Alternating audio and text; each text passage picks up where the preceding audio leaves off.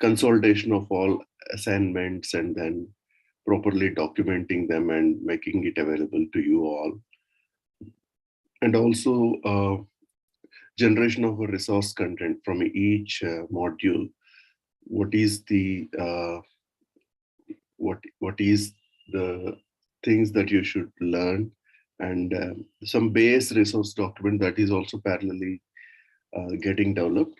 So I think we as a group will continue to meet, and may not be at weekly interval or maybe at weekly interval, haven't decided yet. And also we are planning to certify all those participants who have done good work in terms of assignments, participation, all of that. So though it may be officially last week, our learning journey will continue further to some extent till our objectives are met. This is what I wanted to share with you. And we are now only 36 in the group now. So I hope you are trying to call your friends. Please do that.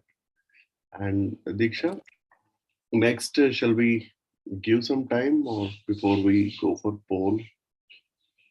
And you wanted to show some assignment submission status, and maybe I also request you to share all these their person-wise records that we are having towards the end or right now itself. You are free to decide. Okay. Yeah. Thank you, sir. Previously during the breakout sessions also and the previous sessions also, I had informed you that I'll be keeping the modules response tab open for all the 0 to 9 modules, so you can submit. So we have now have closed all the modules and we have the number of assignments that have been submitted. So I'll be displaying that. After this session ends, we have the main record book as well. And after making changes on the new submission, we will be sharing that with you as well. And I would like to inform you that the assignment records and the attendance records have been shared with EVC on a weekly basis. So he keeps a tab on it. So after this session ends, I'll be sharing the main record sheet with you in the Walter Jehne WhatsApp group also and through email also. So let me share the number of assignment submission.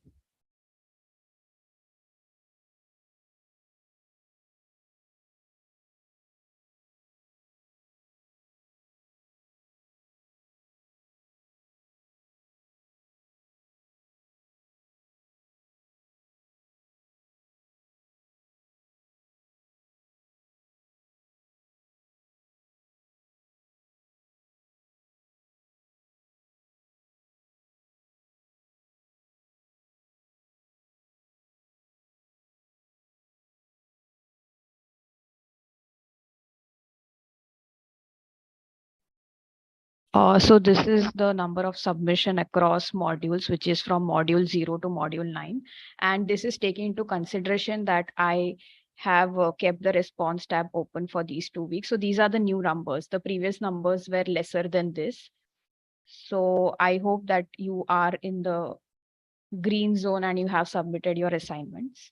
And I am quite disappointed to see that there are only 14 submissions for module 9. And we had given 2 weeks for module 9.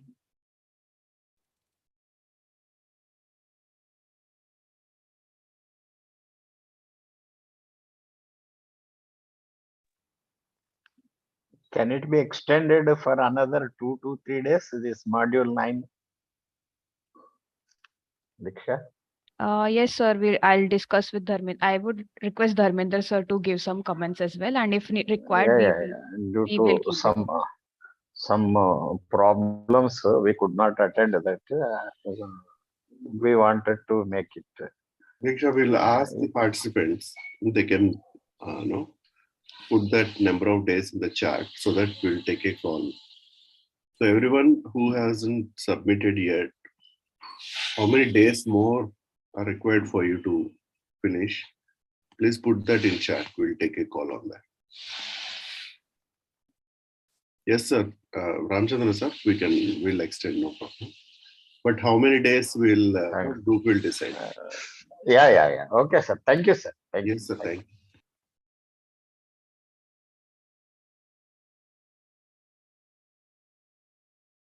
you. You can put the number of days that are required for you to complete all the assignments if you have not completed few of them.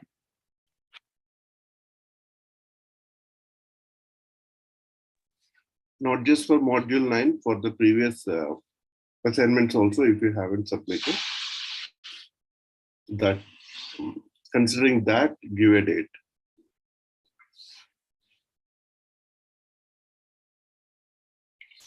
How many are core, Diksha? 63. Okay.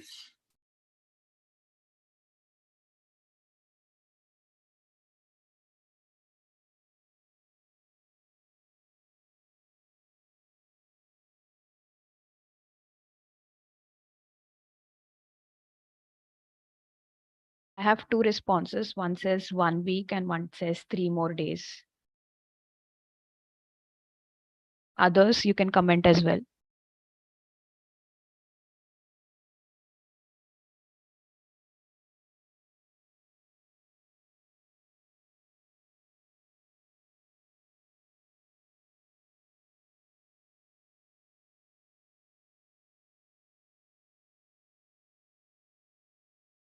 So we are getting mixed response. Some are saying 3 days, 4 days, a week is the largest possible time that people are asking.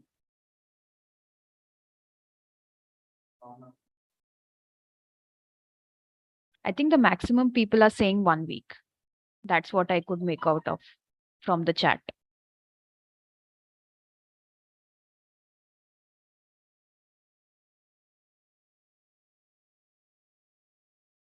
I think 1 week is enough time. What do you think, Dharmendra sir? Yes. Let's. Yeah. 1 week. Most Next month, next Sunday we'll close. More than Before sufficient. we 1 join week. for Yes. Masterclass. Sure. So we will keep the response tab open for all the modules, that is starting from module 0 to module 9 for 1 week. And I hope that these numbers increase, especially from module 5, because from module 5, the number has been decreasing.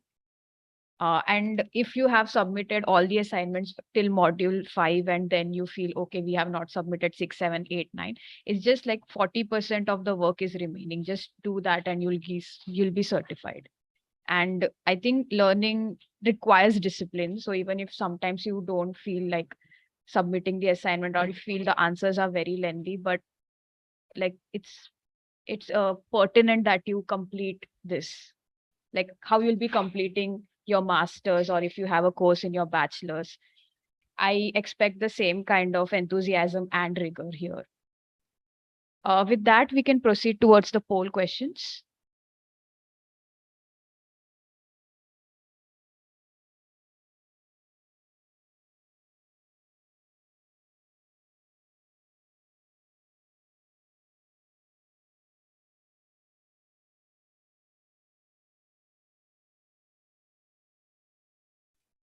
Like we did in the previous Q&A sessions, we'll be having polls in with respect to module 9. So all these questions have been taken from module 9, and I request you to answer these poll questions.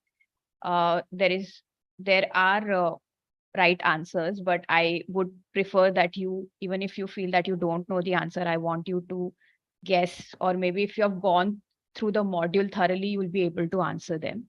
And statistics are a very important part of whenever we are trying to say something. Statistics are important from the respected journals. So we have taken those right now. We'll be keeping this open for around 8 minutes, so we can start.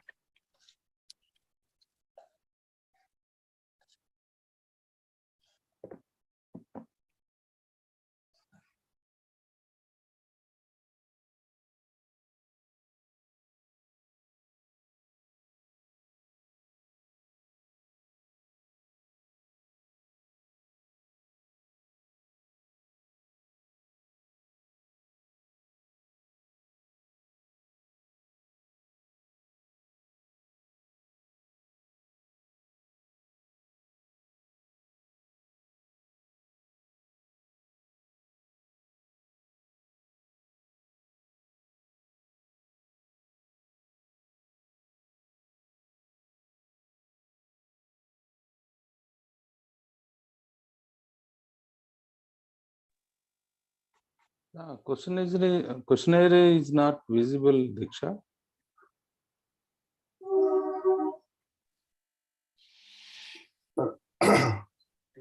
Sir mobile నుంచి చూస్తున్నారా laptop నుంచి? Mobile, sir. అంటే వేరే screen లోకి వెళ్ళింది, కొద్దిగా swipe చేయండి left right, మాకు కనిపిస్తుంది sir.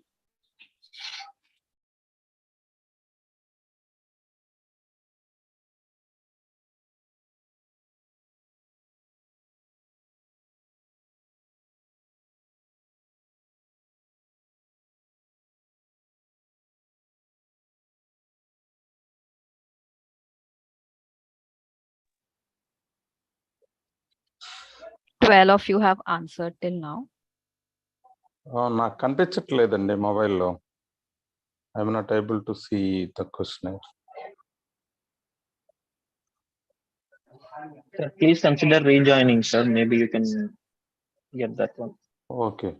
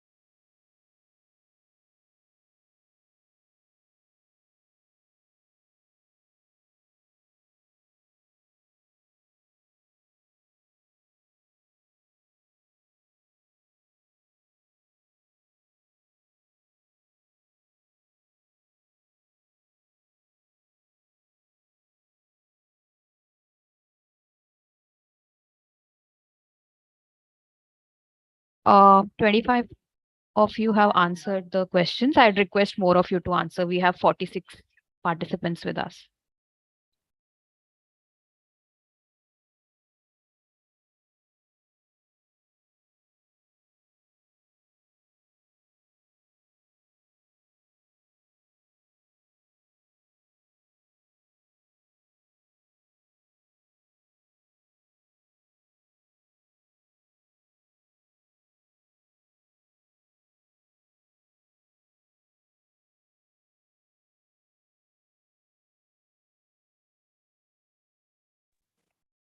I am not able to see the questions. Rejoin, Uday. Yes.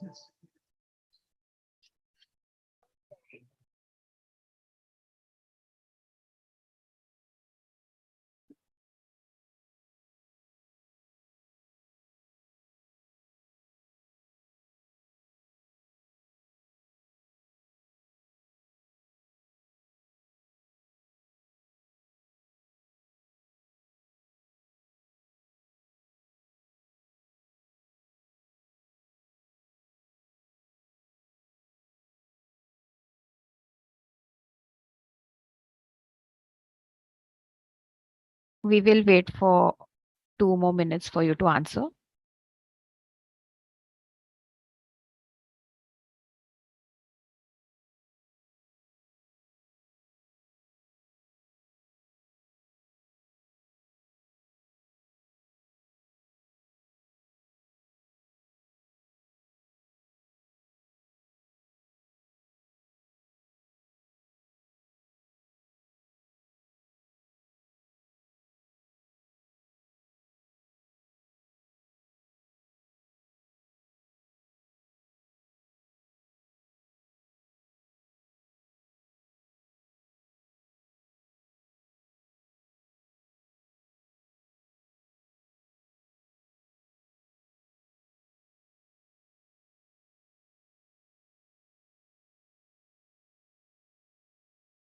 One more minute and then we'll close the poll. If you have not answered, I request you to answer.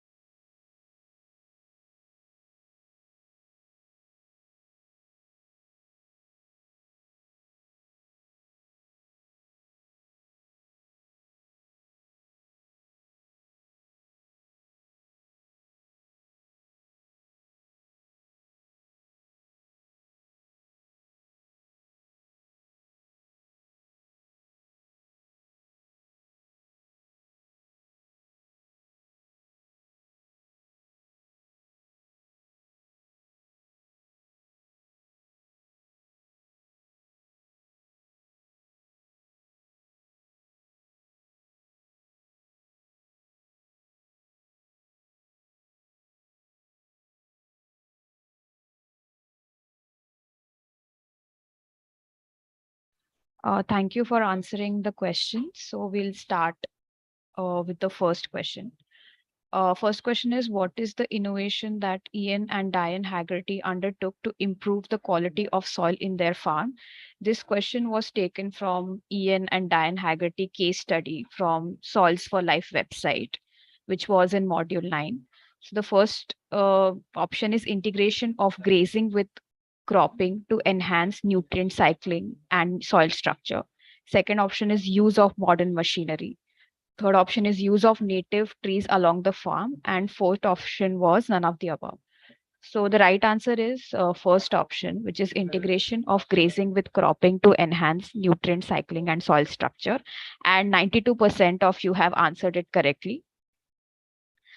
Second question is more than 75% of Earth's land area is already degraded, according to the European Commission's World Atlas of Desertification. And how much percent of land will degrade by 2050 if we don't take measures to placate present condition?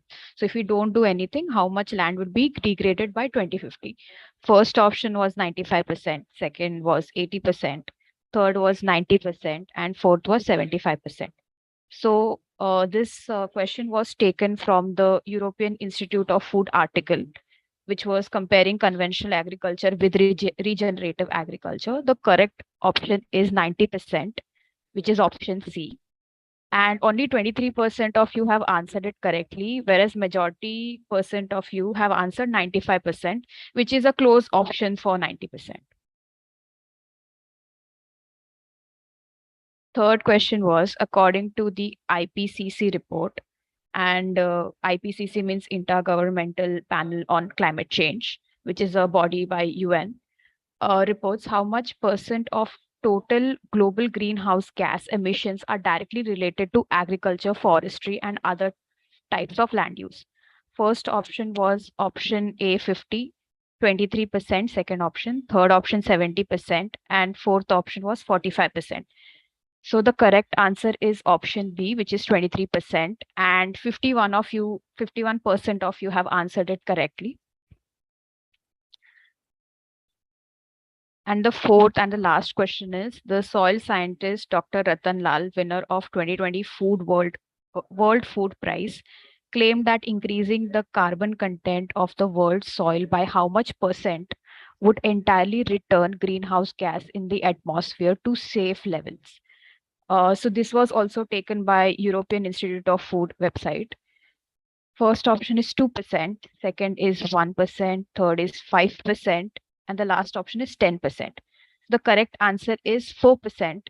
So the correct answer is A, which is 2%, sorry, and 44% of you have answered it correctly. So thank you for taking the polls, and I hope this refreshed your memory on module 9. With that, we would like to wait for Walter to join as a panelist, or if Dharmendra sir, you want to say something, you are welcome. Not required. I think Walter is in the participants attendees list.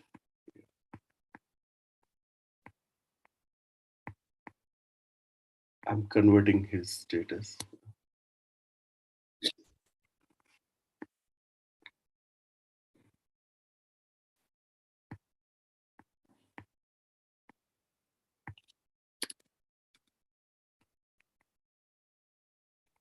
Good morning, Walter.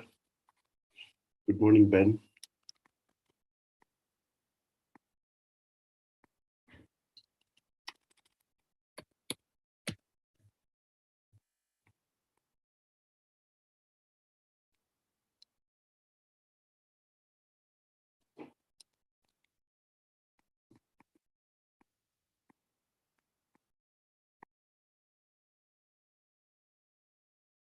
And Sophie has also joined us.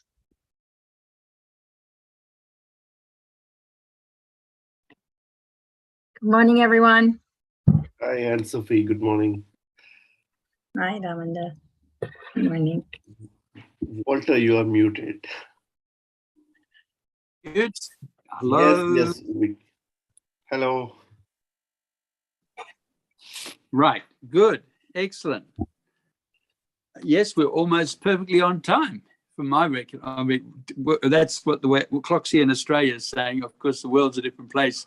Down under, it goes on different times. But look, thank you very much for now this discussion, Module 9. And we're looking at basically after 8, hang on, I've got a message, I'm muted. Can you hear me okay? We can hear you, yes. Right, good. Okay, there was just a message that I was unmuted. Basically, yeah, after now 8 other modules looking at the aspects of natural farming, I think we now have to look at the question of, well, what's the challenge to catalyze the extension of natural farming innovations and outcomes much more widely, both in India and, of course, globally? Because in a sense, we've gone through a very detailed program saying, yes, here is the evidence, right? Here is a clear evidence from nature, how nature created the planet, the biosystems through petagenesis. Here's the science verifying all the processes. There's always more to know in science, but here is the fully substantiated science, no argument. Here are the clear benefits, and we've gone through in great detail of, okay, here's how we create the sponge, how it creates the hydrology, how that creates the biofertility of soil, governs the health of people, governs the resilience of productivity of biosystems. So we've given really the clear evidence of benefits. And of course, as you've been investigating, you've also been looking at case studies, clearly all over the world, how innovative leaders, India, Australia, America, Europe, have really been demonstrating the veracity, the practical benefits from these innovations. Okay, so in a sense, we've got all this evidence, and the real issue now is, right, well, what's happening? Why? What do we need to do to use that evidence to catalyze the fundamental, rapid, scalable change that we need globally? How do we extend this natural farming? But more importantly, what's stopping it? You know, what's the limitations on this? Because it's so logical, it's so simple, it's so, established for so long. Why has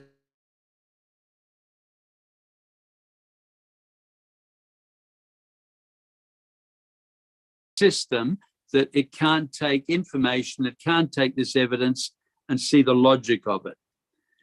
And of course, this is understandable in a way, because as things get deeper and closer into crises, people start wanting very, very rapid, quick fix solutions. And really, they're starting to dissociate. It's a bit like, I suppose, we had that 110 years ago, the Titanic. Here's a boat, an ocean liner, hit an iceberg. They knew that they had 2 hours to get off the ship to basically save themselves. And then the question is, how long did it take for people to wake up and realize they had to get to the lifeboats? They had to manage those resources efficiently. At the end, they didn't, of course, because the panic, the crises overtook them. And that's, in a sense, the same dilemma we've got now, because we've got to catalyze the extension of these changes, these regenerative buffering systems, because if not, things are going to fall apart. I mean, there's no question about the science. There's no question about nature will use these exact processes to regenerate the biosystems. The only question is, will she do it with our help to help us save ourselves, or will she do it after we have effectively eliminated ourselves? And this is really the biggest policy dilemma, isn't it? Like, why is there this whole policy inertia not to make progress? We've been talking about these Earth system sciences for 50 years, since the Stockholm Earth Summit in 1972. 50 years ago, we've got all the evidence. We've talked the talk. We've had endless research, endless lots of documentation, but still nothing effectively happens. And so we've got to ask, why is this inertia? What's the basis of it? And in the context of that reality, yeah, what is it that we can expect and what is it that we must do if we do want to change?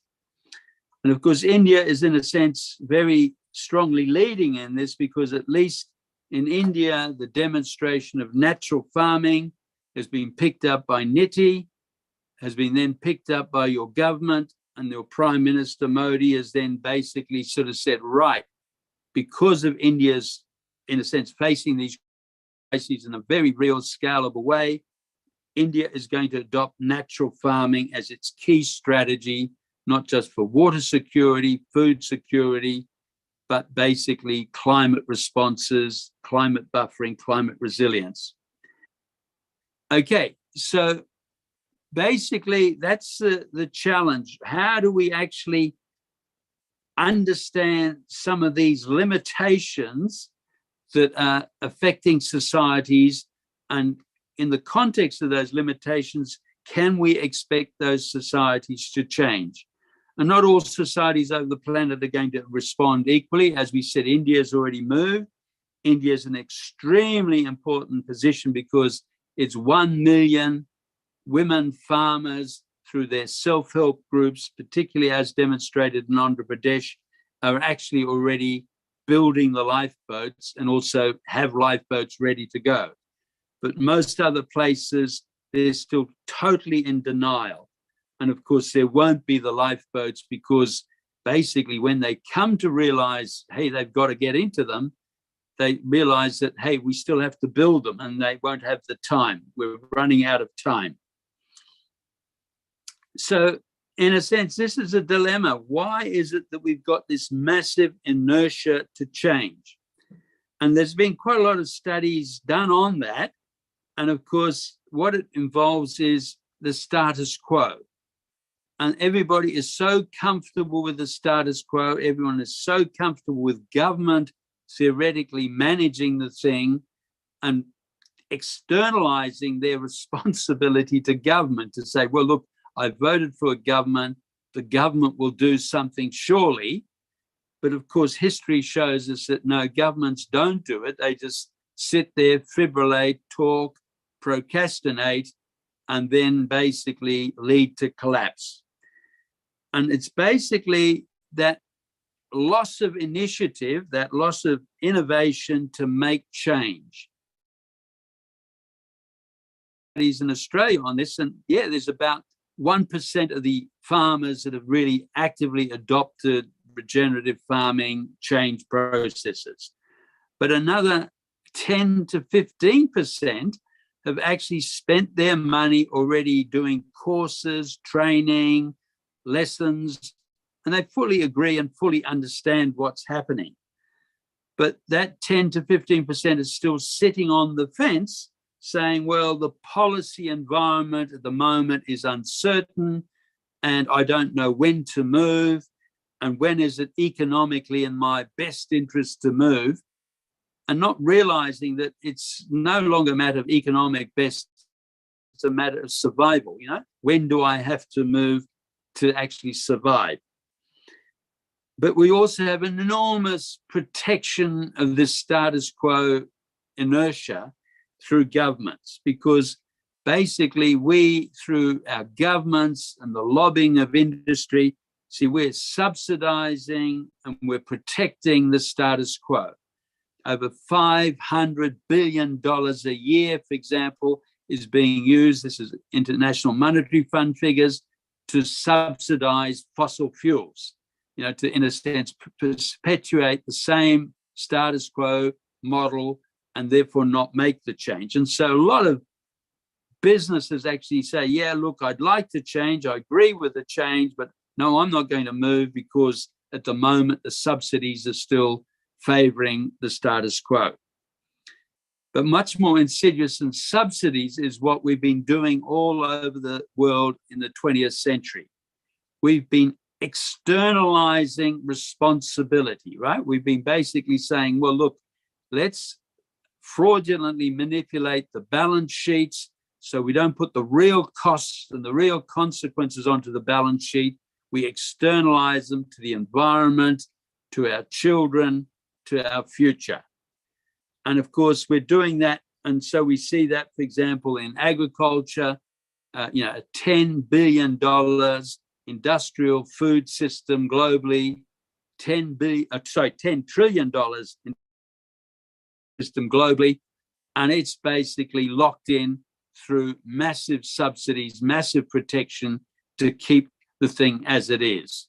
For example, the US Farm Bill, over $1 trillion by itself, is just maintaining genetically engineered corn and soybean as, in a sense, a dominant cropping system, even though nobody wants to buy it, nobody wants to eat it for very good reasons.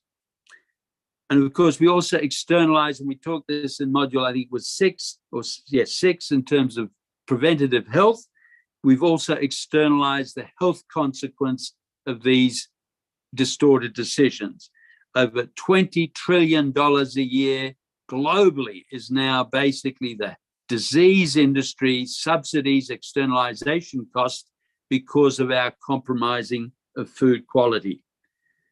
And so we've got enormous inertia in the system to prevent and avoid the changes. And so when we're designing change strategies at a local level, be it India or Australia, these are realities, and whether we can actually change depends on whether we can bypass those impediments. There's also often massive structural locked-in factors. I mean, our whole transport, fuel system, land ownership is all structured on the status quo. So in a sense, many cases, people don't even have the access to the land to actually grow the food that they need, even if they know how to grow that food. And so we often have to radically change. And of course, the urban agriculture movement is really trying to do that, say, look, we don't have land, we don't have the capabilities, but we've got our vested self-interest, our health, our future. So how do we, through urban agriculture, just cycling, composting, wicking bags and what have you, create an urban agriculture that actually breaks the inertia of the status quo. So these are all things that we have to think of. And as part of that, we've got to, again, be quite radical and be quite ready to say, look, what are the new metrics that we need? What are the new measures? How do we get these externalities, these real consequences and costs back onto the balance sheet and force, as we've got the laws already, force the polluters to pay? We've had polluter pay laws across the world for the last 40 years, but basically we're externalizing the consequences. We're still letting them get away with literally murder because they're not paying for the consequences of their actions. And we need new metrics that force that onto the balance sheet. We'll come into metrics actually in a little bit further because against the very important questions you asked. We also need to actually develop new market relationships, right? We can't just say, here's a globalized market system. It will design and look after us and adapt and respond to us. We've got to say, look, we need to eat. So how do we actually design market relationships between food producers and then food processors and food suppliers so we can have equitable, affordable access to food? So we need completely new market relationships based on equity, access, affordability, where the farmer can get a fair price, some 40 cents in the dollar, at least for the food they produce. But poor people can get access to that food, not because they've got money, but they are willing to provide services as well. So it's almost partly coming back to an equity barter sort of relationship. We obviously need a lot of product innovation in this. Okay, if we're going to grow food locally, then how do we actually make that food, help preserve it, make it available, retail it? So lots of innovation, but with that innovation also comes enormous opportunities for revitalizing local communities, local economies. And this is actually one of the key bright spots in this message, because as in India, sort of basically you've got half the population, which is still effectively youth, under 30. And so there's an enormous entrepreneurial eco-enterprise opportunity for local enterprise innovation to provide a whole new food system to catalyze the change, to extend the change. So I'm going through these scenarios because it's not enough just to say, yes, here is natural farming, and here's the evidence that natural farming can grow better crops more reliably, more nutritiously, etc. See, it's not a matter of just producing the food, but it's overcoming these critical impediments to actually extension and adoption of those changes. And the really scary but really realistic salient point that we have to accept, that basically mostly societies fail. They don't adopt change rapidly enough or effectively enough. And so, as we can see from Jared Diamond's work, for example, collapse, civilizations fail, get replaced. They fail because not that they don't know about the problems, not that they don't know about the solutions in part, but they fail because they can't organize themselves to adapt to make the change. Over 20 civilizations through human history are now in the dust of archaeology. They've lasted on average about 300 years, which is about the time it takes them to degrade, salinize, and to destroy their soils. And basically, as a consequence of that, they collapse, even though they know what they're doing, even though they can see the consequences. They can't back off and make the changes. So, basically 20 out of the 23 plus civilizations have collapsed rather than adapted out of it.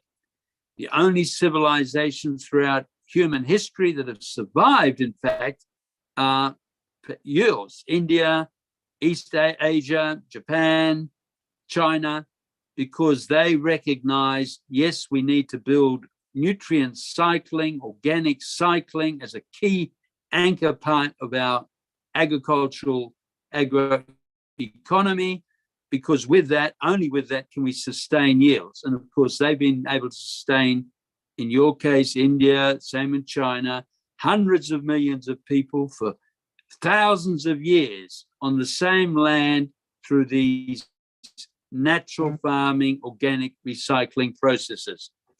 So look, basically the message is there. We have the tools, natural farming, we have all the science, the evidence, the solution, but we need now something bigger than that to break through this policy inertia, the breakages, because otherwise we will be like the Titanic, not get the lifeboats ready in time, not get into the lifeboats, and as Jared Diamond demonstrated, collapse of civilizations.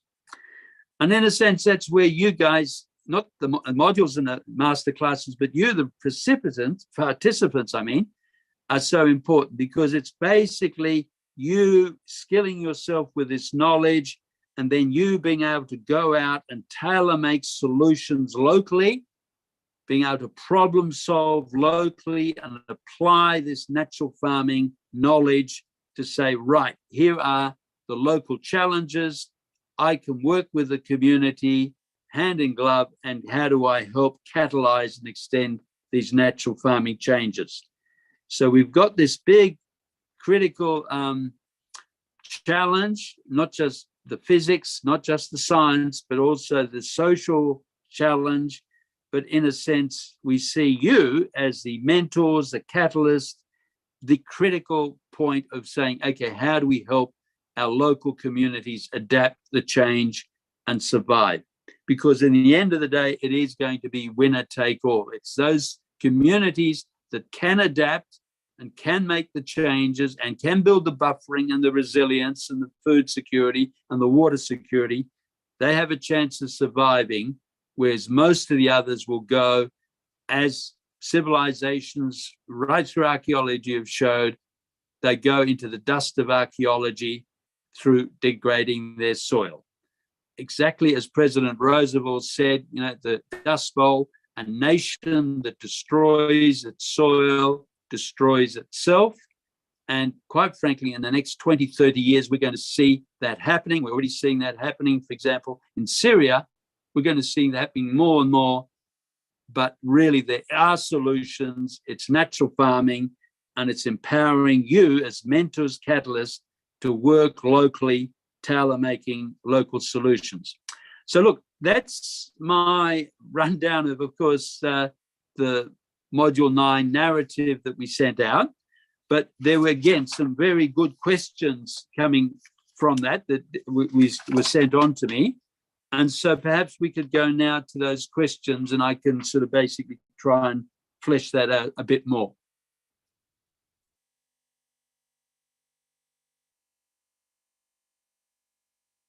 Okay, do you want to go through the question, Diksha, or how do we want to do it? I can start with the first question. Can you Right. explain more on the connection between investment metrics and natural farming in a global context? Right. Okay. And so this is, yes, thank you. And I knew that was the first question. So may I answer that first question actually by answering the second question before that, and then coming back to the first question, because the second question actually illustrates in a very, very wonderful way the metrics that we need to talk about. So the second question was prefaced by the assumption that yields are lower in regenerative and natural farming. And because the yields are lower, the question was, can we still feed the growing population into the future? And it's such a significant question. It's obviously always a question from the status quo. And in a sense, we have to answer that question, because otherwise natural farming can be deemed to be just a luxury that, yes, some affluent people have. But if it can't feed the 8 billion people currently on the planet, if it can't feed the 10 billion people projected by 2050, then it's not a solution. And the whole metric story, which comes back to the first question, but the whole metric story starts with their assumption, you see. They say yields are lower. It's like racism. They're almost sort of pointing the finger to say, yes, but you're a different color, you see. And it's a put down. Yields are lower. And of course, nothing is further from the truth, because it all depends how you present the metrics. It's all how you present the data, the evidence. Okay, so natural farming yields are not lower. What you've demonstrated in Andhra Pradesh, what you've demonstrated, Gabe Brown, Ian and Di Haggerty, Cole Seiss, all over the world, no, yields in natural farming are very similar, from 80 to 120% on a crop basis compared to conventional farming. Okay, so they're not lower, but basically they are often a little bit variable, and often slightly lower when you're first making the transition, which is just totally to be expected. You know, when you've changed from a conventional dependent system and you're going cold turkey, of course you can expect structural changes, but basically yields aren't lower, right? That's an oxymoron, that's a falsehood. But it's actually more significant, because when you look at actually how natural farming yields occur, then it's giving you actually enormous beneficial positives. Yields aren't lower, they may just be a little slower, okay? So the natural farming plants may just be growing a little more slowly, because they're growing with bigger root systems, with bigger root soil interfaces, with using the natural organisms. So they're growing a little bit more slowly. But of course, time isn't a limiting factor. You see, if you've got a crop that's growing, you know, yes, you can rush that crop off and have it finished after 70 days. But if that crop grows for 100 days, you haven't lost yield. You've just got basically extra longevity of green growth. And that longevity of green growth, as we've already talked about anyway, because it's basically maintaining the soil protection, maintaining soil hydrology, maintaining transpirational cooling, maintaining resilience, avoiding desiccation, avoiding erosion. Okay, so we have not just not lower growth, but we may have slower growth, which we can say is beneficial because time isn't the limiting factor. And we may have longevity of green benefits. There's another factor that has, again, been beautifully demonstrated by you innovators in Andhra Pradesh, that as you are growing things slower with deeper roots, then you're increasing what Vijay calls perenniality. You're increasing the capacity of plants to reshoot after harvest. So your cotton doesn't just die after it's harvested.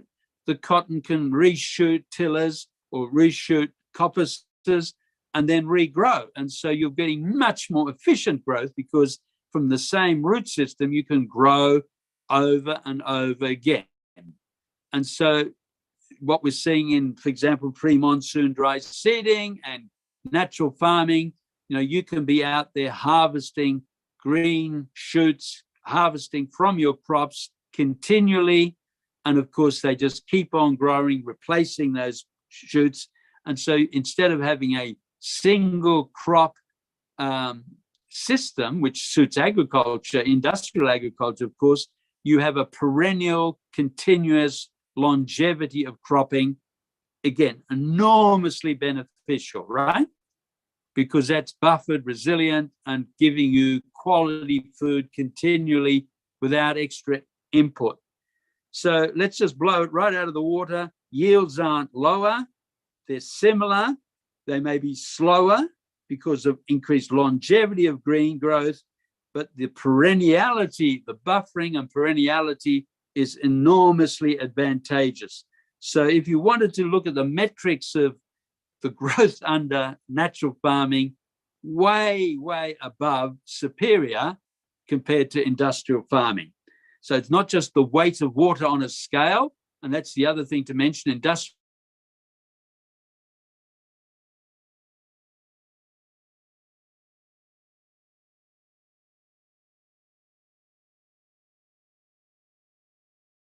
crops are largely made of water because the hormone, you put a lot of fertilizer on, you change the hormone balance in the thing. Crops flush full of water, but all your yield is water.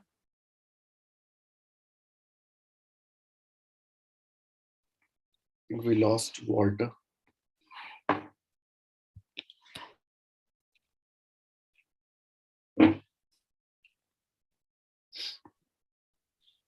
I think he'll join in a minute. Yes. We'll give him some time.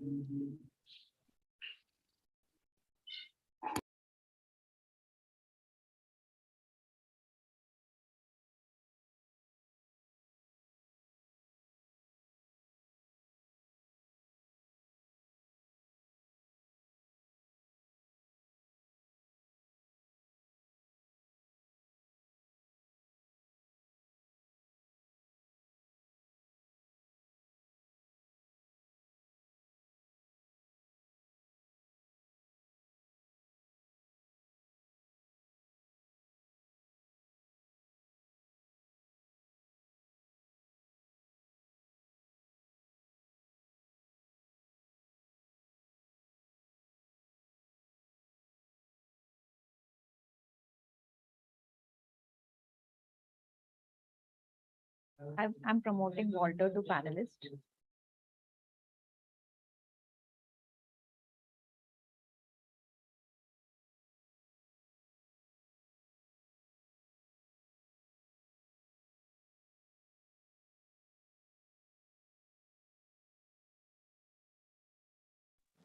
Hello, can you hear me? Oh, go. I've got the image back again. Yes, we can hear you. Oh, wonderful, wonderful. I mean, I this is getting serious. This is somehow Zoom just dropped out, yeah. But anyway, look, we will persevere. Okay, am I back on sound and everything? Okay. Yes, Walter. Thank you so much. Look, I don't know what happened, it just dropped out. Okay, so we're basically saying that yields are in effect much more superior. But now let's go to the next level. See, yield is not just basically the weight of water that you're measuring in a crop, but yield is a measure of inputs or outputs versus inputs. So what's the return on investment? How much have you got for the return on investment? And when you look at that metric, then the yield under natural farming is far superior because you're getting the same weight, higher resilience, of course, but you're getting it often with 10 or 20% of the input costs. At the moment, our industrial food system is using 10 units of oil-based energy for every unit of food energy it produces. So it's completely non-viable long-term. Okay? And so when you look at genuine metrics for yield, output-input relationships, then natural farming is totally superior. I mean, industrial farming can't exist without the oil-based subsidies that basically politics have, in a sense, provided it and externalized the reality. See, and so as we talked about externalities, basically, industrial farming is completely non-viable, completely corrupt if it was trying to look at its performance on an output-input, energy cost, financial cost input. So there we are. There's a second yield metric which says natural farming is way ahead. The next one, of course, is even more important, is the quality of the food. Okay, and we had that long discussion in module 6. What's the point of growing food that is compromised nutritionally, has got a third or less of the nutrient content it needs for our healthy future, and is driving a $20 trillion plus industrial disease industry, okay, which is now being picked up by the taxpayer, or where the countries can't afford it, people are just dying. Okay, so the cost of corrupted food integrity, the lack of nutritional integrity, has to be looked at as a yield metric. And then again, if you look at naturally grown food from natural farming versus industrial agriculture, there is just no question. I mean, basically, naturally grown food is far higher yielding and far higher valuable under that metric. So again, false accounting. Okay. Now, we've got another metric that comes into, it's not just the yield, the weight, but how reliably farmers can grow that yield, right?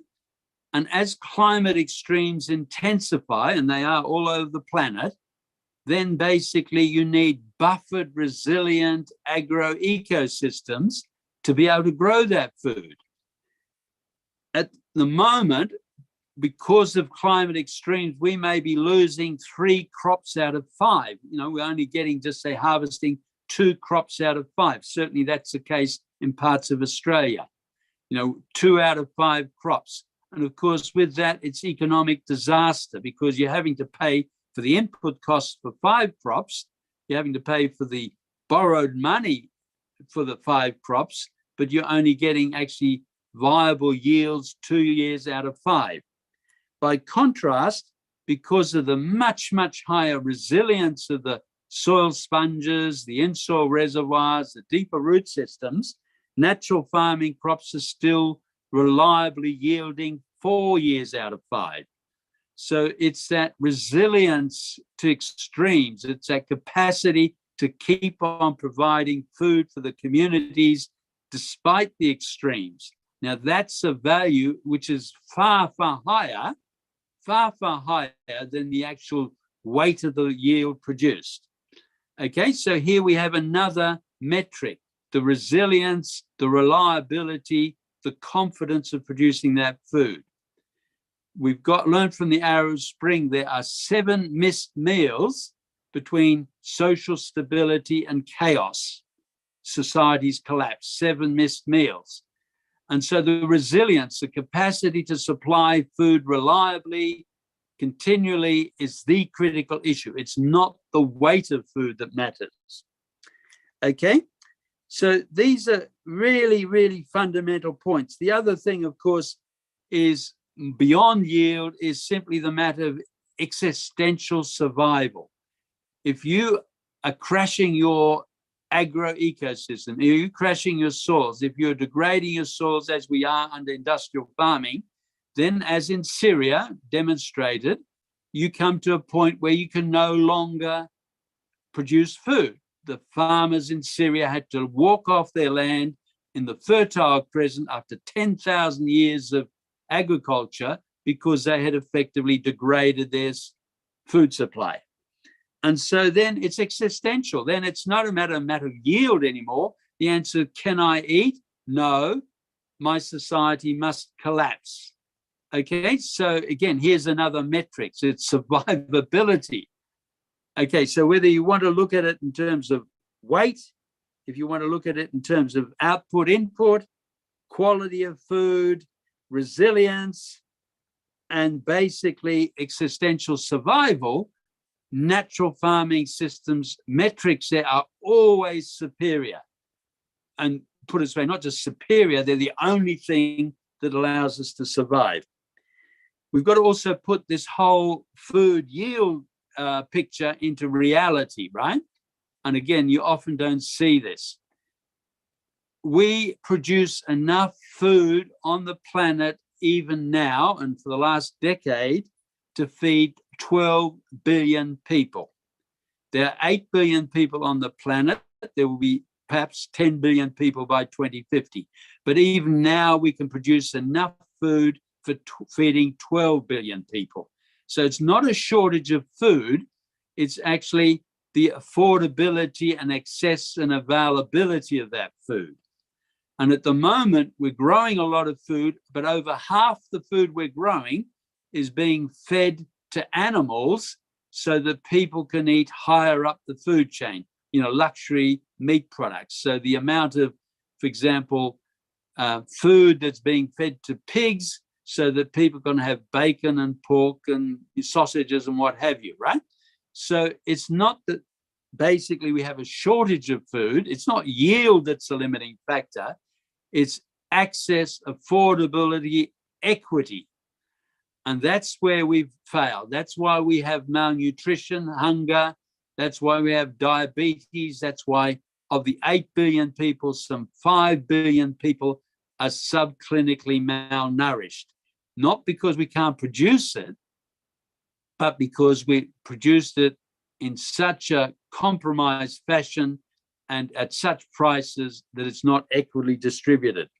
So the whole food yield story is a furphy, it's false accounting, it's really affordable, equitable, quality food.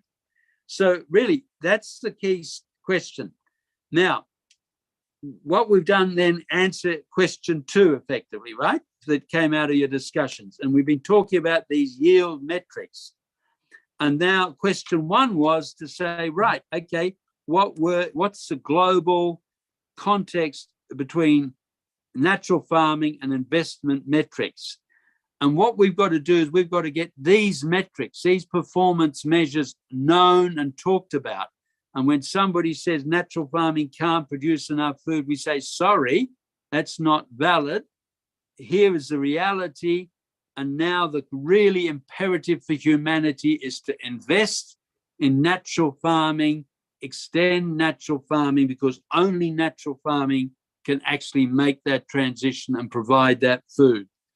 Okay, so the whole statement about natural farming and investment all hinges on these metrics of putting the proper accounted metrics, the proper yield data, the proper outcomes, input data to those investors and saying, look, that's the only sound basis for investing for the future, because the rest is all going down into collapse, into the dust of archaeology, as all these failed civilizations that have degraded their soil.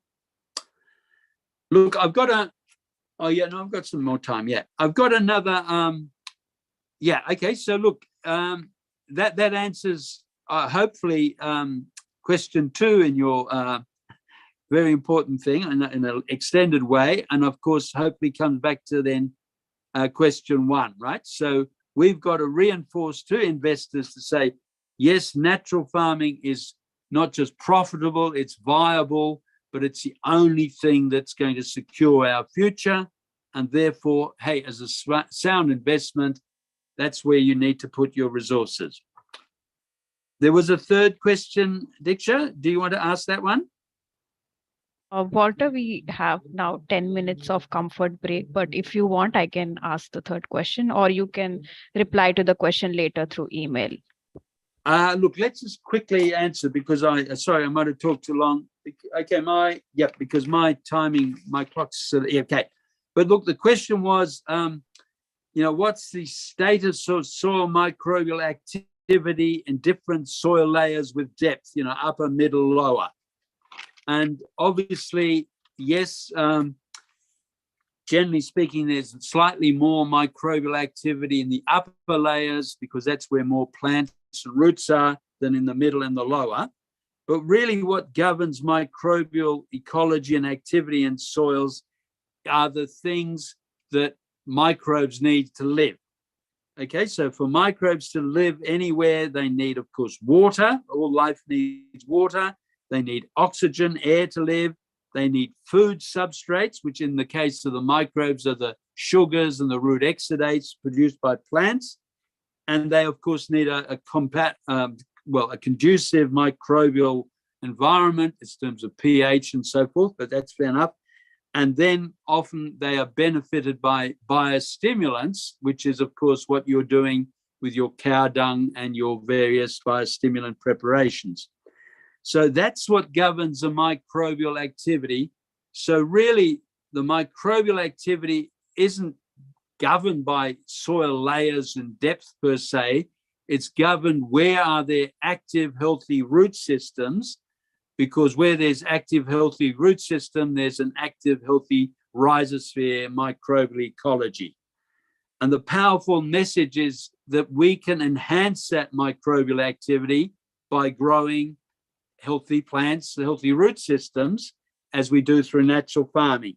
So we have a lot of agency to improve soil microbial ecology.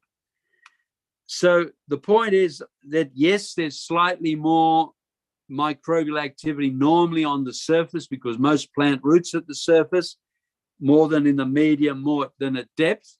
But there's nothing categorical or saying, okay, microbes don't exist at this depth or that depth. In a sense, microbes exist kilometers down in the geological soils. So there's microbes living down there very slowly. And the other thing that I should mention about microbes, different microbes live in different niches. So the microbes that are solubilizing nutrients often are growing in very deeper soils where there's mineral nutrients able to be solubilized. Whereas the microbes that are fixing nitrogen, for example, are often closer to the surface because, of course, that's where the nitrogen is. The microbes that are taking up water in drought, arid areas from water films around soil particles are often, again, in deeper soils. And so, again, it's not just a generic statement. Different microbes live in different environments. And as I said, there's microbes living kilometers underground in sedimentary rocks, and they've been there for billions of years, slowly living organisms, slowly solubilizing, slowly changing. So it's an extremely complex, wonderful world of soil microbial ecology, but it's all governed by, the availability of water, air, substrate, biostimulants, and so that answered that question.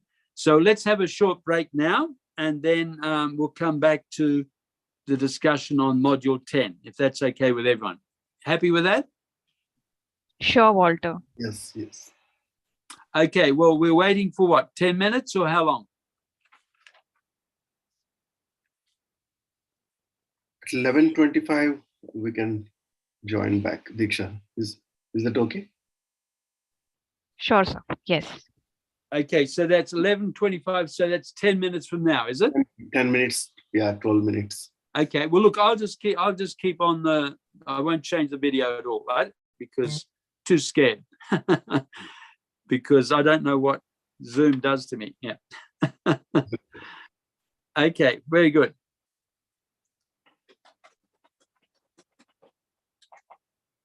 Dharmendra.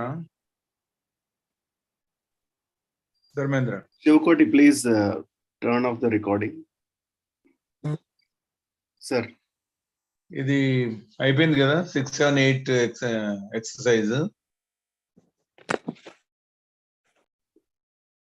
ఏది sir? అదే వాసనలో అయింది sir. Okay, అదొకటి. తర్వాత ఈ పెస్టోలెన్స్ Irfan is working very hard sir. అది technical manual ని absence లో కొంత మానిటర్ చేశాను. ఆ టెక్నికల్ బుక్లెట్ ఒకటి ప్రోగ్రెస్ ఒకసారి చూడాలి సార్. తర్వాత manual hand book. So Ramachandram is working vigorously on that. ఒకసారి ఎప్పుడు కూర్చుందాము? ఇవాళ మధ్యాహ్నం కూర్చుందాము, రేపు కూర్చుందామా? రేపు మధ్యాహ్నం చూద్దాం సార్. రేపు మధ్యాహ్నం. ఓకే, ఈ లోపల మీరు అసెస్ చేసుకోండి. ట్రైనింగ్ జరుగుతున్నట్టున్నాయి. Irfan is monitoring that. Ramachandram. Yes, sir. I'm seeing that. So రేపు 3 గంటలకు కూర్చుందాం. Yes, sir. Okay okay. Yes sir. Okay okay okay Ramachandram.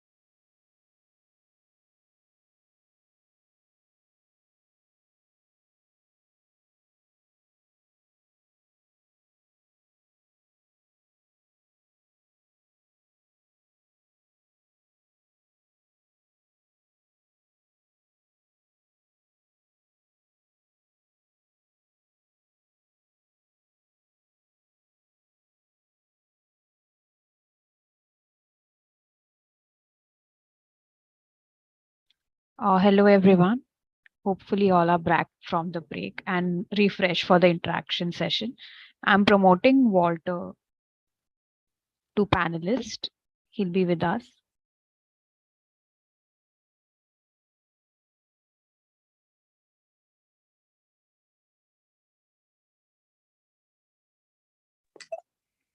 Hello, yes, ready to go when everyone else is? Hello, Walter. Right. We can't see you. Okay. I can't see me. Start video. There we are. Right. Thank you. Good. Okay. So we ready to go? Yes, we are ready to go. And I hope everyone has joined. So we are starting with the live interaction. Yes. Okay. Well, look, thank you very much, everybody. And thank you so much for staying with us this whole masterclass, this whole 10 module series. And of course, we are now in module number 10. And rather than having it, like in the old format, really what we want to do is listen and really have that wide discussion and hear from you what, in a sense, you see where we go next with natural farming and the knowledge that we need, or the knowledge we've got from this masterclass, but also how do we apply it to address different local needs. And really, because there's one thing saying, yes, here is nature's solution. Nature has given us a solution. It's demonstrated so clearly, but now what is it we need to do? What is it we want to do, both globally, but particularly in India, to apply it to solve problems, and what are the action priorities? So really, this is an open discussion about that, and really, very much interactive discussion about where different people see the priorities are. In setting that context, it's really quite simple. We started off, again, this little set, like we had a rock, and basically because the fungal and the carbon creating that rock into the soil carbon sponge, that simple natural process then created the whole basis of the sponge, hydrology, biofertility, natural farming. And in a sense, natural farming in that same simple, absolute way is absolutely essential, and in a sense, the only thing that can deliver the sustainability development goals of the United Nations. Now, it contributes to each of the 17 goals in different ways, but basically without natural farming, I think it's fair to say that it's almost impossible to reach any of the goals. So it's the actual regeneration of biosystems as nature, that nature created, in which we evolved and on which we depend, really that is fundamental. And now the question is, right, it's that fundamental. So what are our priorities? Where would we like to see natural farming being applied to solve what sort of problems? And then, of course, beyond this masterclass, of course, then we have to sit down and say, right, what would be a practical action plan for natural farming to be applied as a solution in each of these areas? So how would you like to progress in terms of Ray? I mean, are there any questions that people have got as far as priority areas where it might be applied, or suggestions, or actually interests they'd like to apply it here or there or in different ways, and we can talk about that feasibility. Thank you, Walter. I'd request people to raise hand if they have any questions, suggestions, or inputs on how we can progress towards season 2, if I might say that. Hi, can I ask a question? This is Pawan. Yes. Yes, Walter. It was a great experience for us, going through these modules, and we have learned a great deal. And my question is, of course, in India, though there are several challenges, particularly in Andhra Pradesh, we are able to move really forward, and most of these farmers are coming into this fold of practicing natural farming. So one level of it is that taking it up at the policy level in the state. And also there is a greater level of effort from Vijay Kumar and various other officers who are working closely with natural farming to take it up at national level. So some certain things are happening. But, what could be the policy framework that you really look at, to take this forward simultaneously in other states? So because unless it is done, in a scale, the change that we are looking at is not possible. When we are talking about contiguous lands of, say, 1,000 acres or 2,000 acres, you could see the result. That is the experience that you gave us from Australia. So, given all these scenarios, what could be the strategy that you suggest for a country like India, where about 60% of the population still live in agriculture sector? A strategy that we could quickly bring people to this fold and see that natural farming is taken up seriously and evolve itself as a bit of agroforestry and maintain that 365 days green cover. I stop here. Right. Yeah. Look, thank you very much, Pawan, and a good question. And of course, they say, what is the policy framework? I haven't got the answer to that because that's what we would be working out. You see, that's the whole idea. Let's identify a priority target area. Let's sit down around together and then say what would be the policy needed to make the change in that area in this community, right? So that would be the outcome from what I think would have to happen next. But I totally agree with you that Andhra Pradesh farmers, you've done that, you've demonstrated. Vijay's sort of, in a sense, wonderfully led both at Andhra Pradesh as well as Niti and local level, national levels. But see, the question comes up, it's in terms of scale. Yes, of course, we've got an immense crisis over the planet, but every crisis starts with every square meters of soil, right? So if we look at this square meter of soil, the question is it hydrated? Is it growing up?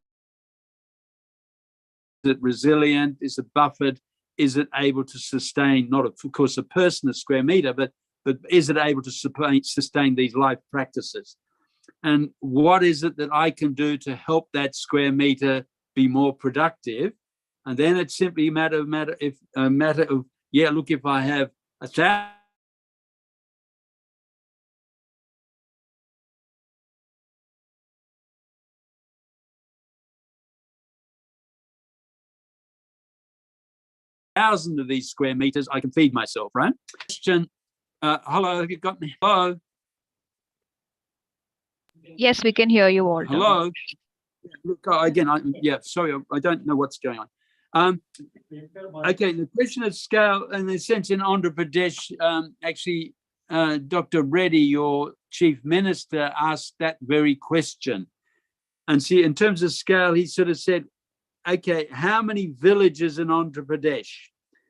And what would be needed what level of regeneration, natural farming regeneration would be needed in each watershed for each village for them to secure adequate water, right?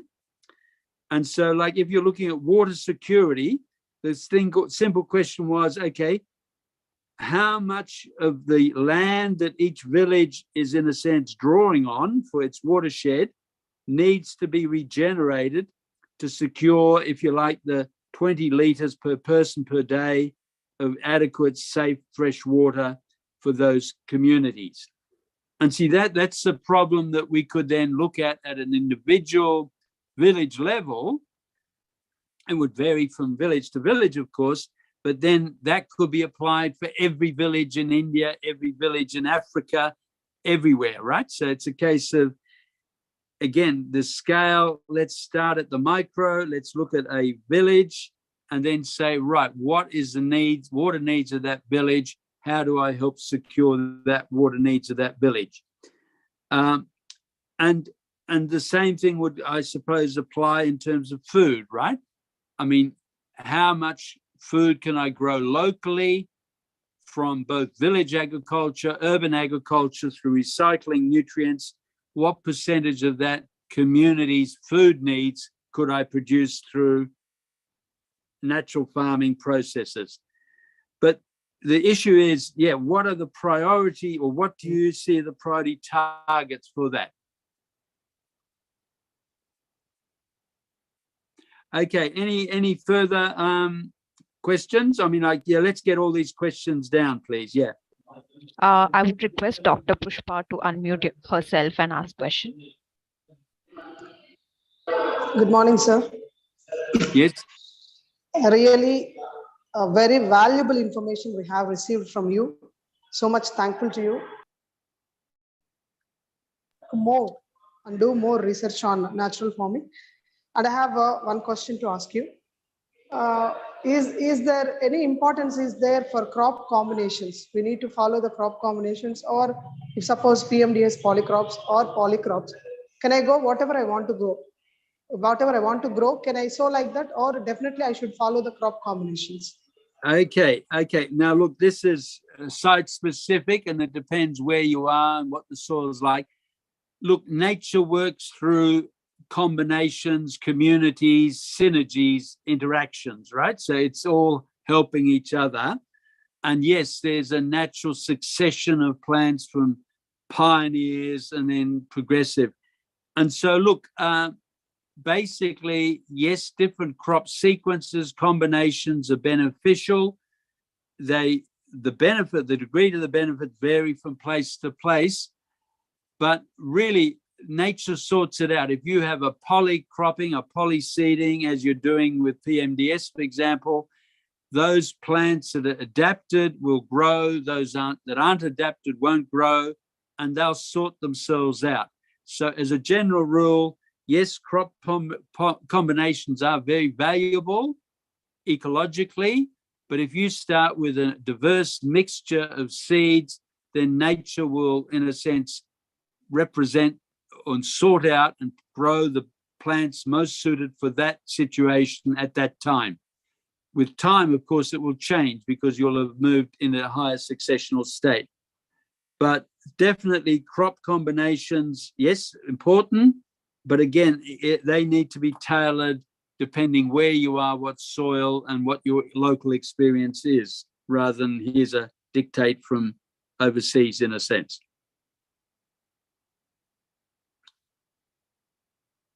Have we got more questions?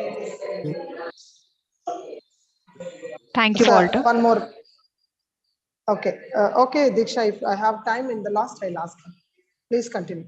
Thank you, sir. I would ask Rachit to unmute himself.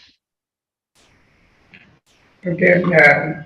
Hello, sir. It was like great learning throughout every module, and I am quite excited to see how I can contribute. So, in the same direction, I have a question. Like I come from a state, Uttar Pradesh, where there are very small patches of lands, and it's been a gap of 2 generations which has just stopped practicing natural farming. So when I look at my place and how I can implement, I see the biggest challenge in implementation. Of course, we cannot wait for government action, but at my place, what is the checklist or set of tools you would suggest to organize and mobilize those people to look back towards a natural way of agriculture? Like we have already been learning throughout the module, but how would you like to summarize it for approaching farmers to just Look, begin? yeah, thank you. It was very echoey on your microphone, so I wasn't able to hear all the questions clearly. Diksha, could you just perhaps summarize and just ask the key points from that question for me, because it was too reverberating. I couldn't hear it all.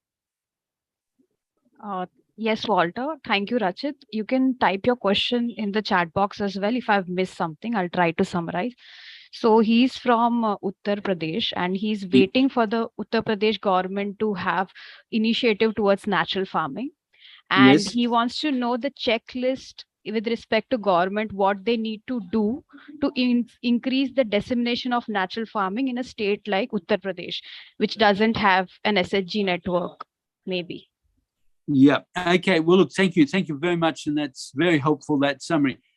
Look, basically, yeah, the checklist again is a sort of exactly the issue that how do we get this change happening in Uttar Pradesh?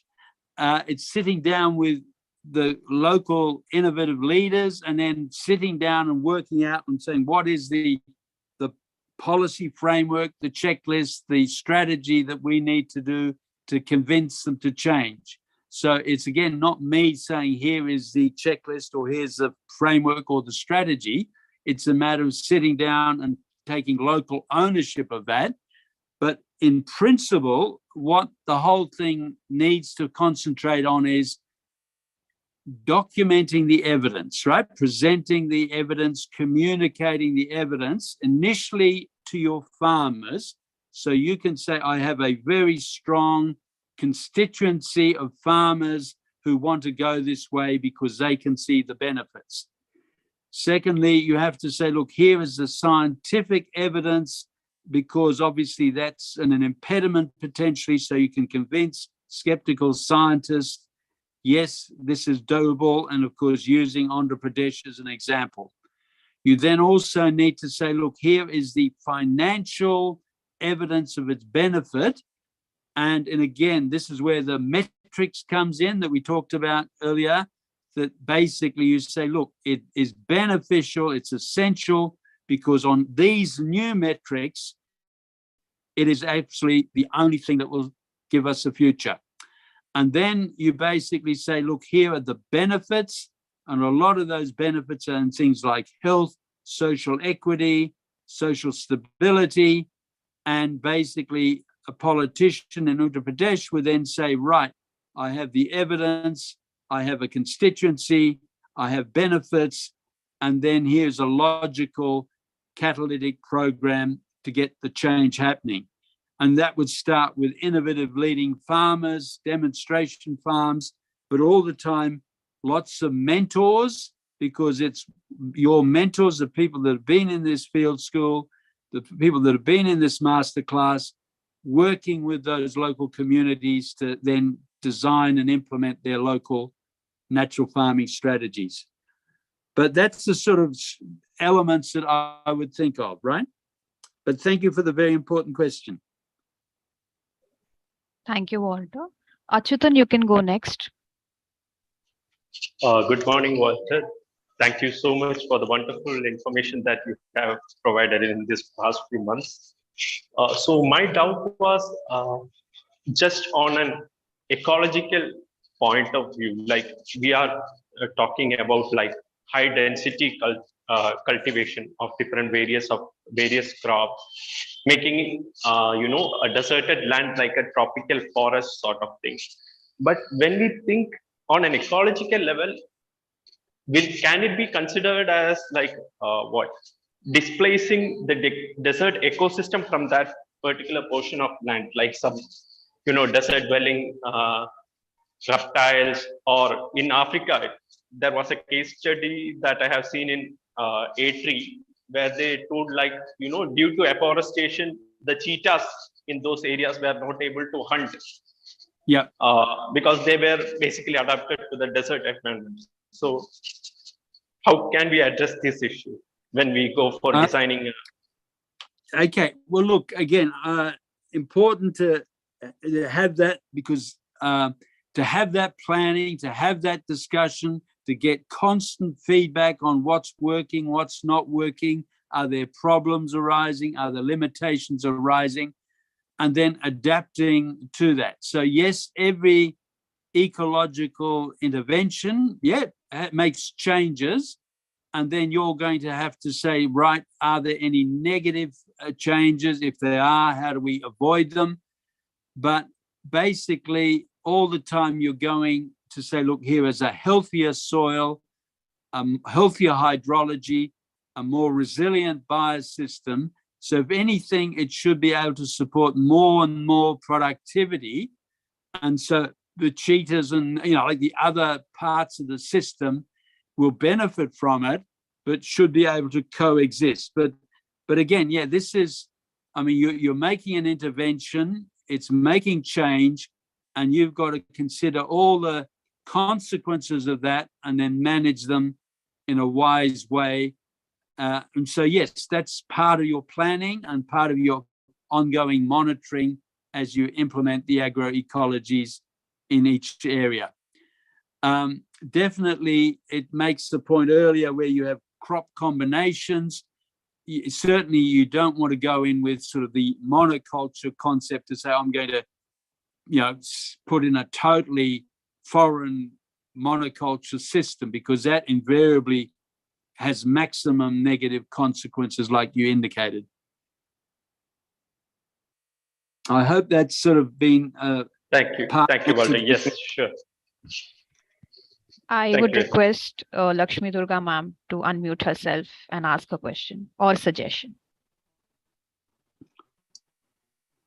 So, good morning, Dr. Walter. I think I volunteered for this masterclass with an objective to learn more understanding about the nutrition integrity, because I'm a public health and nutrition person, piloting the activities in APCNF to show the world that we can work on both production and consumption behaviors, and thereby we can see that a healthy diet and safe diet is available to every food plate in the state as well as in India.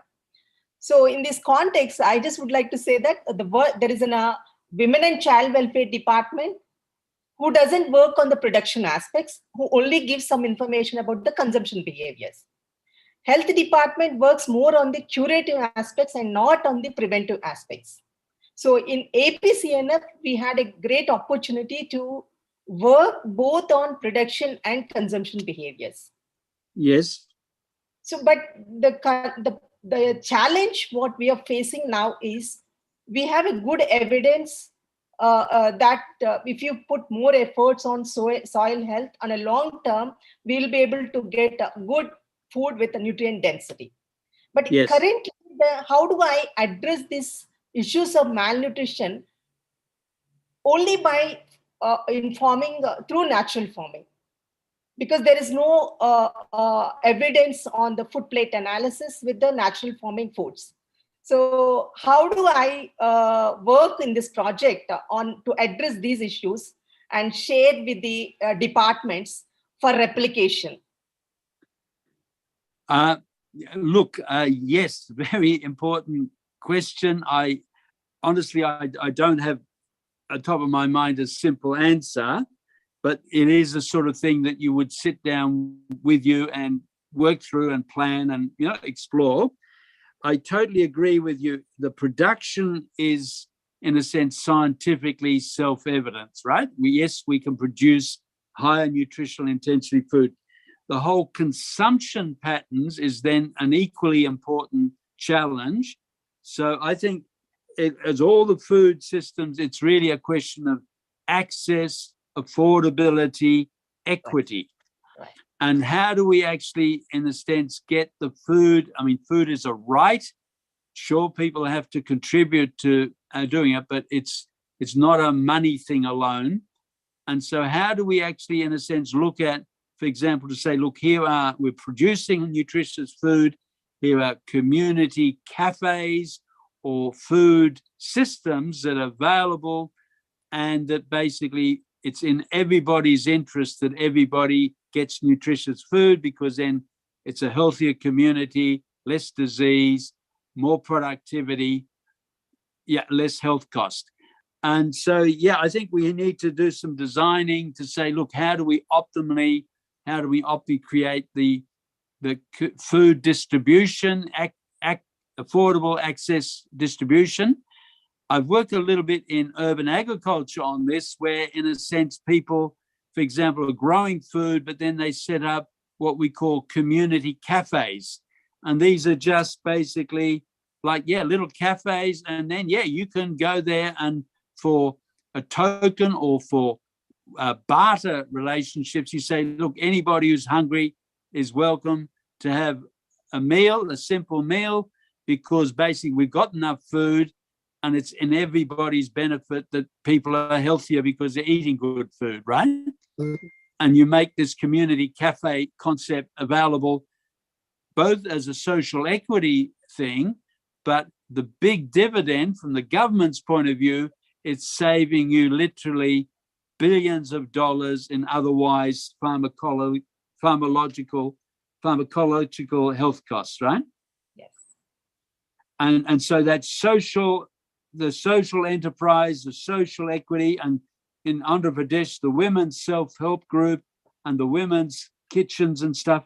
And of course, these are new eco-enterprises. And with that, you actually bootstrap the economic activity of that village, of that community. So it's very beneficial from an economic multiplier effect. Thank you, Walter. Yeah. Thank you. Thank you. We in AP also, we had an opportunity to work with the SHGs, self-help groups, on managing the community kitchens to address the issues of maternal and child issues. So I think that time we did not focus more on the safe food. It's only on a healthy food for the women and children. I think, as you rightly pointed out, maybe we need to work on the community cafes where we can focus both healthy food and also safe food. And then basically, see, the whole idea of it's socialism, it's wonderful, but let's make a school kitchen so that any child going to school can get a nutritious meal at least once a day, but we know that they get their nutritional integrity. And look, everybody benefits in education, wisdom, healthy young children, and stability. Yeah, I think we need to have more discussions subsequently, and we'll share our thoughts and look forward for your support in taking up these community managed kitchens, both in schools and in the community. Thank you, Walter. And yes, thank you.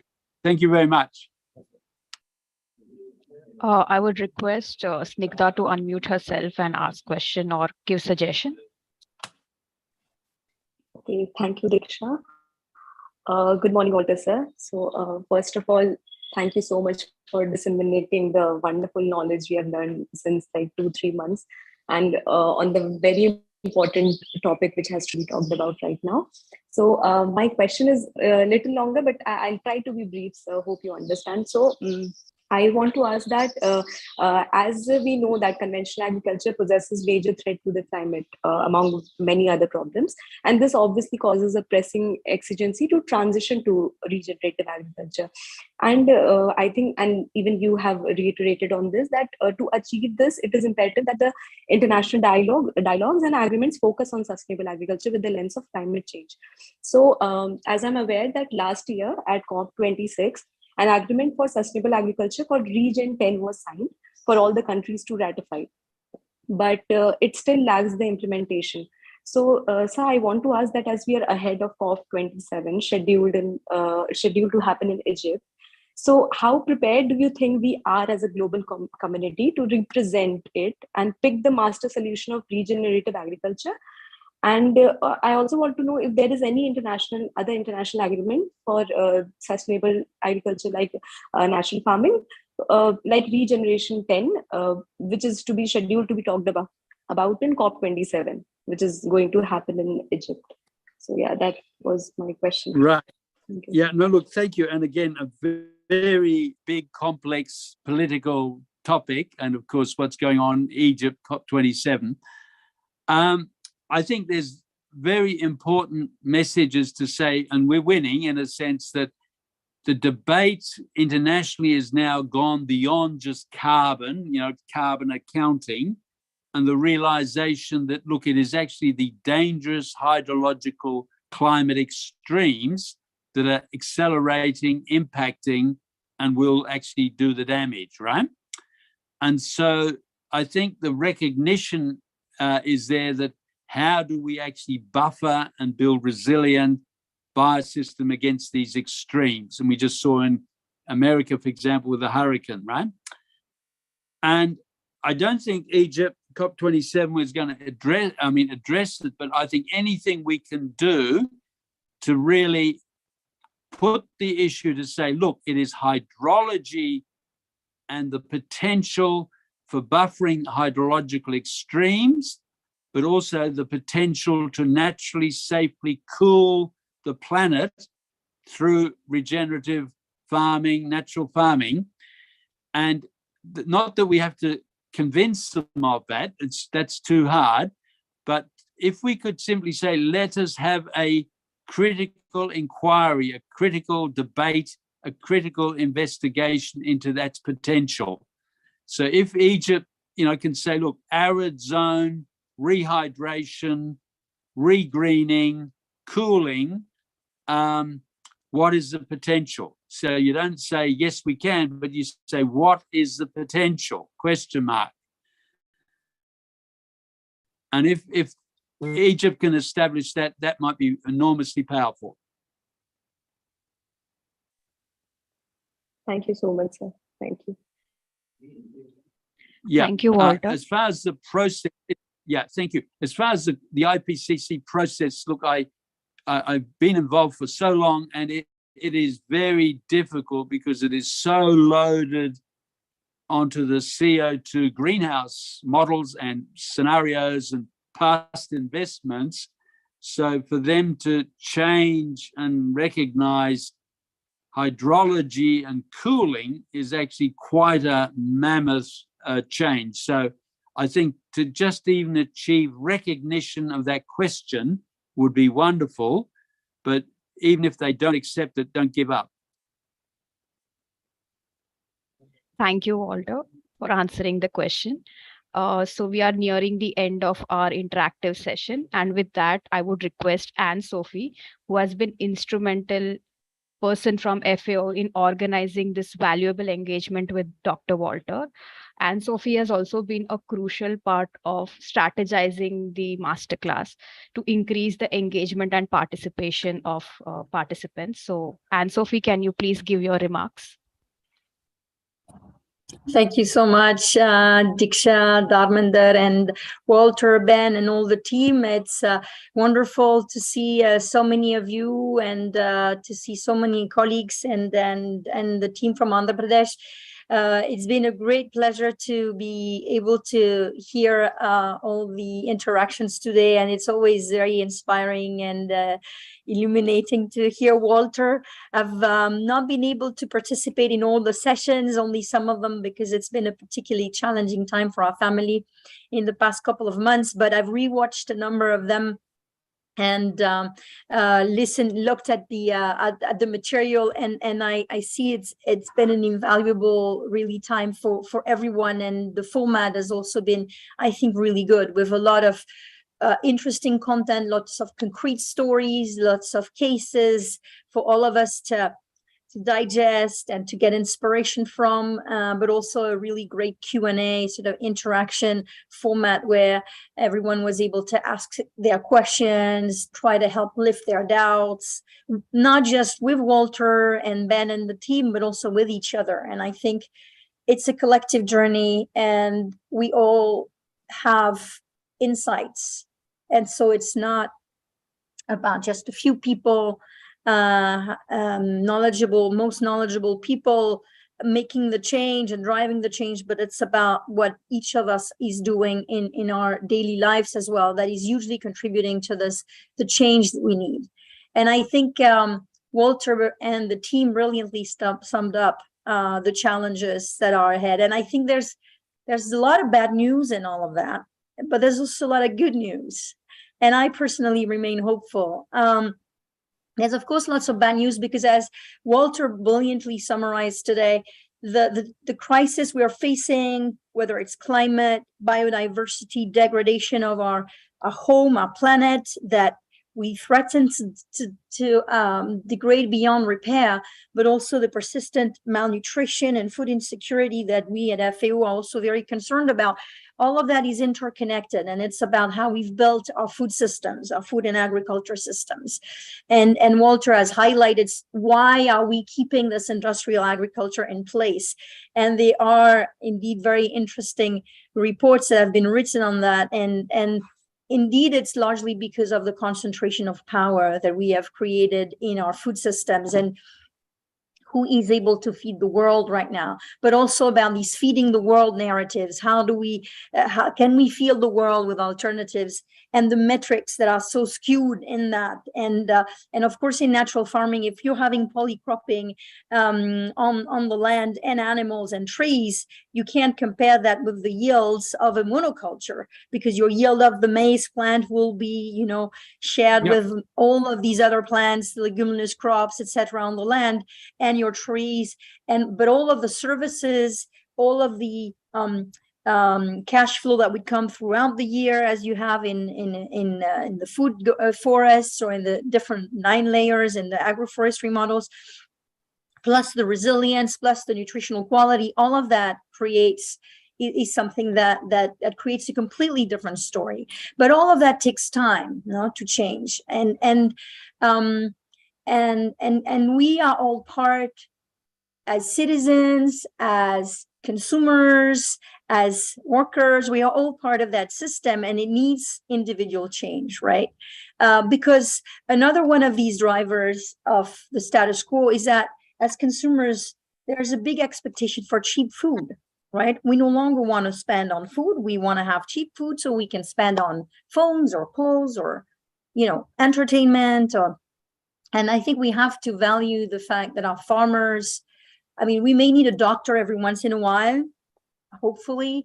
We may need, a lawyer very rarely, but we need a farmer 3 times a day, and they are providing a huge service to humanity. And so I think we have to also, on the one hand, accept that food, if there is no such thing as cheap food, and if we want cheap food, somebody else is paying the price. The farmers may be paying the price because they're getting below living wages, but also we are paying the price in our health for that industrial cheap food, and our health systems are paying the price, and our natural systems are paying the price. So ultimately, we are all paying that price, right? And so it's about individual change, and I think as well as structural change.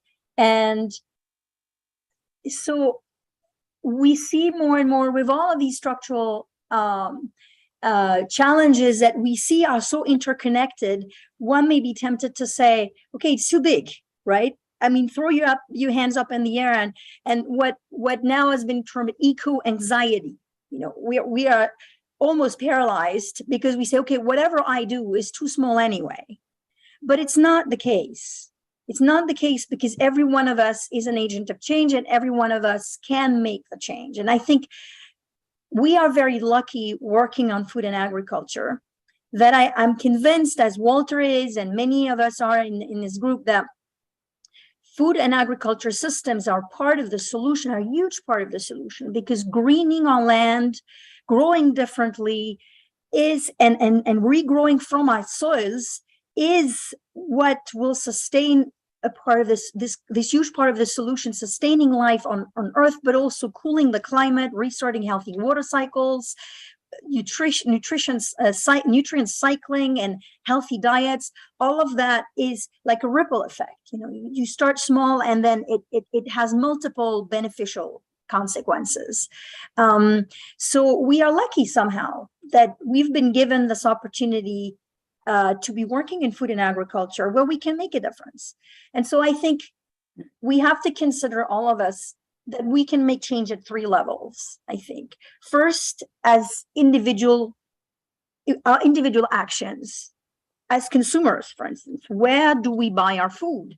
How much do we consume of industrial goods? We talk about, having a sober lifestyle, not over-consuming cheap products, because all of that is a huge carbon footprint. And there's a lot of things, recycling, if possible, avoiding plastic waste, all of these small acts on the daily life, right? These are all choices. The second level is find places where we can engage in collective action that goes beyond our small individual acts of buying or consuming natural farming foods, etc. So the collective action, we are lucky, and I think very lucky, that we are engaged in natural farming programs such as the one in Andhra Pradesh, that is very inspiring. And it's not easy because a lot of the challenge lies in the implementation. We know that. It's tricky on a daily basis to get everybody to get their salaries, their money on time, to get the means to do their work properly. There's a whole infrastructure, convincing farmers on a daily basis to make the change, convincing policymakers. But again, these are transformational change that are needed, and it's not easy. I think what Walter is saying, it's not that it's easy, but it's doable, and it's even exciting to be part of this change. So finding places for collective action where we can have an influence within our realm is really important. And the third level at which we can all act is also demanding actions from our politicians. You know, demanding action from our local constituencies, demanding action from our schools to recycle or to consume less plastic, or demanding actions in voting, in being engaged in movements that make sure that the climate question is on the forefront of the agenda, talking to your local community leaders, representative. All of us can talk to our families, our parents, our cousins, our neighbors, to sensitize them, not in a way that is dramatic, or in a way that is lecturing, but in a way that people feel they can be part of something positive and have a positive lifestyle. So I think we at the UN are, of course, engaged in the broader policy change in all of these international conventions and COPs, etc. That and on a daily basis also on dialoguing with governments to help them, encourage them in making changes. But I think it's so crucial to all engage in the work we can influence at our level, as I mentioned, at these three levels, because as Walter said, these processes are so big and there's so much inertia because it's hard to change the system, that the system needs some kicks from the bottom sometimes, or some wonderful things to look at that say, hey, look at Andhra Pradesh, for instance, they're doing it. It's doable. You know, it's hard. It takes time. It takes a lot of commitment, but yeah, it's taking shape. It's a process. So I think we're all on this pathway together. And I really want to thank all of you for the really fantastic work you're doing. I've been in Andhra Pradesh many times, working alongside with many of you. And I'm really happy to be coming again at the end of November, from the 24th of November to the, I think, 2nd or 3rd of December. I'll be in India. The first few days will be in Andhra Pradesh. I hope to see many of you. I know Dharmendra is organizing a meeting with NFAs and the team, so we can work together during that trip. And then we'll go to Delhi and the first few days of December for a workshop with senior policymakers to try to present them with new metrics and different scenarios that we've worked on for Andhra Pradesh with Vijay and the team in the past few years, with scientists from around the world and India, to present different scenarios for Andhra Pradesh. Natural farming scenario versus industrial agriculture scenario. What are the implications? What are the metrics? What would be the vision, the different visions that this would represent for the states, so that we can help policymakers think through what are the choices today. So it's I think a combination of these pathways, of these approaches, working at policy level, but working also in the field with the farmers, the trainers, the CRPs, ICRPs who are making the change. That's what we need to move forward. So I'm very grateful to be part of this work. And it's been extremely exciting to see this dialogue with Regenerate Earth and Walter and the team unfold in the last couple of months. And I really look forward to seeing many of you soon in India. Thank you. Thank you, Anne-Sophie. Thank you, Anne-Sophie, for your valuable feedback. With that, I would like to request Raidu sir to give his comments on the masterclass as well, because he's been an active participant and an active organizer. Yeah, thank you, Diksha. Thank you, Dr. Walter and Annie and all my team members. It's an excellent philanthropy of very highest order by Dr. Walter. philanthropy doesn't deal with money only. There is a lot of money in the country and world. So sharing high quality latest research with young and experienced practitioners, stakeholders is very, very important. I deeply appreciate.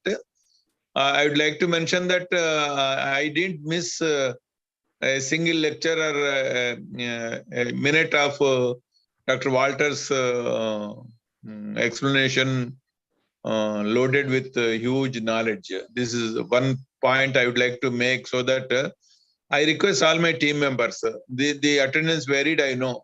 You are all pulled in different directions. It ranged from 48 to 70 approximately. So you couldn't listen to all the lectures and links shared. Diksha has been very effective and efficient in sharing those links. Kindly go through at your leisure. You have to squeeze in time, and this is a very highest quality time you spend on this. My request to all team members who are part of this and who are not part of this session, please go through these links. They are worth more than gold. Third point, to cheer you up and share the information with genuine happiness, is that Gujarat Agriculture University has made, they have formulated a syllabus wherein natural farming is a very integral part in 3 years, 3 semesters. That's number one. Number two, NCERT is formulating a course on natural farming from primary school level to +2, 10 plus 2 high school level. And by virtue of working in RYSS AP, I am invited as a member of that, and will try to use this highest form of knowledge in a very simplified and comprehensible manner for school students. And this is a huge investment to mold the psyche of the children, school children, that soil is the huge resource and how the food quality is compromised, integrity and food quality is compromised. Thank you, Walter. Thank you, Anne Sophie, for making this possible. And I thank Dharmendra, Diksha, and all the participants who were active, who are not visibly active, but very active listeners. Thank you very much, Diksha. Thank you, Raidu sir. With that, I request Dharmendra sir, who's the head of organizing committee for the Walter Jehne Masterclass. I would request him to give his suggestions and input. Yeah, we are at the end of season 1. So I think many more seasons would come in the future also. That is what I am hoping. So this has been a wonderful 10-week module. So the way it was structured, step by step, lot of loaded information was given. So we tried from our side to synthesize as much as possible by spending more time having some group discussions, giving some assignments, so that people would go deeper into the subject and develop primary understanding on all these important concepts. So we at our end will continue doing that till we get a hang on all the important points. And also we are developing resource content, so which would be from these masterclass sessions, which would be the source material for any short films or small training modules, all of that. So once that document is ready, we'll share with you all for further value addition. And also we'll spend time with all of our participants. Actually, the assignments they have submitted is a very valuable, lot of knowledge they have acquired, which is displayed in the assignments that they have produced. We'll be trying to synthesize those as well. So we try to see that no important point goes away from our mind. So we'll see how we can utilize that, and also we look forward for further seasons to come in the future. So this is season 1, and we look forward for next season. And I thank all the participants. They have been very patient with us, and we are after them for various reasons. No, even they are pulled in different directions in their own respective works, but they could spare quality time to learn and also submit assignments, all of that. And I also thank the support team, was Diksha, Shivakoti, and all the group facilitators. And of course, Ben has been in close contact with all of us. So thank you so much, Walter, for your valuable time. And the methodology is also very good, actually. Through recorded lectures, we get to learn a lot. With the curated resources, we get the whole picture of what you're trying to see, and then get clarity on any gray areas that we have in the live Q&A sessions. So thank you so much. Thank you. Yeah. And may I just say thank you for the team in India, and also, of course, here in Australia. It's been a delight, a pleasure. And yeah, let's grow this. The solution is there. We're standing on it. It's our soils, and it's now up to us to sort of, go forward and make that work. But thank you so much.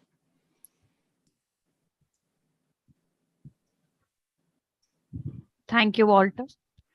With that, we announce the end of Module 9. Thank you, everyone, for your participation. And we participated. We start from 10. It's 12 right now.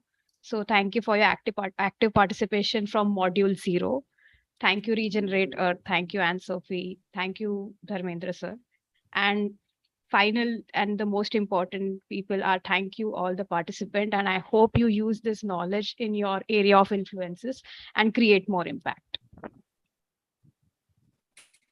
Okay, thank you. All the very best. Bye-bye. Bye-bye.